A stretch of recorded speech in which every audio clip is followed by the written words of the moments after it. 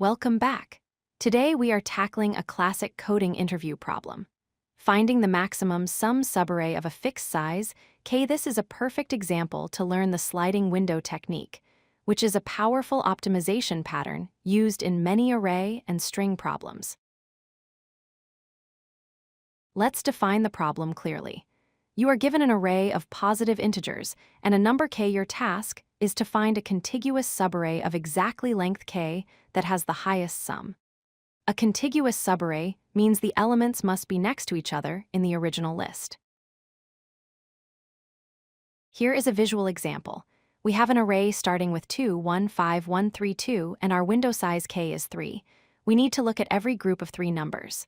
The first group is 2, 1, 5, which sums to 8. The second is 1, 5, 1, summing to 7.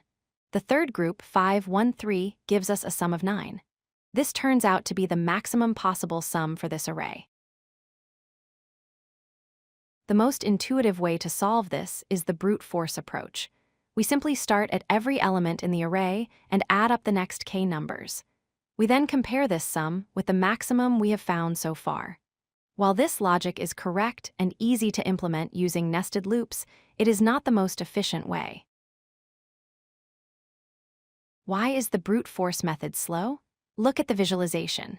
When we move from the first group to the second group, notice how many elements overlap. We are recalculating the sum of these overlapping elements over and over again. For huge arrays and large k values, this redundant work wastes a lot of processing time. This is where the sliding window technique comes in. Instead of recalculating the whole sum from scratch, imagine a window sliding one step to the right. We can reuse the sum of the overlapping part. We just need to adjust for the element entering the window and the element leaving it. Let's see this in action. Start with the first window, 2, 1, and 5. The sum is 8. Now slide the window to the right. The number 2 leaves the window and the number 1 enters. So we take our previous sum of 8, subtract 2, and add 1. This gives us 7 instantly without adding the middle numbers again. We repeat this, subtract 1, add 3, and we get 9. Here is the general formula for the optimization. The new window sum equals the old window sum minus the element at the start that is sliding out plus the element at the end that is sliding in. This ensures we only perform 2 simple arithmetic operations per step, no matter how large the window size k is. Let's compare the performance. The brute force approach takes big O of n times k time, which is quadratic and slow. The sliding window approach takes big O of n time, which is linear. We only pass through the array once. This is a massive improvement for large datasets. Here is how we implement this in Python.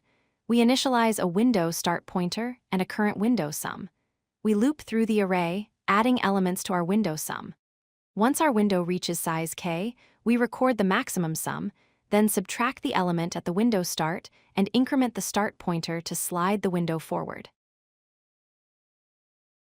To summarize, whenever you need to calculate something over a fixed contiguous subarray, think of the sliding window pattern. It allows you to reuse previous calculations, avoiding nested loops and reducing your time complexity to linear time. It is a fundamental tool for efficient algorithm design. If you like this video, hit that like button and don't forget to subscribe. Visit codelucky.com for more such useful content.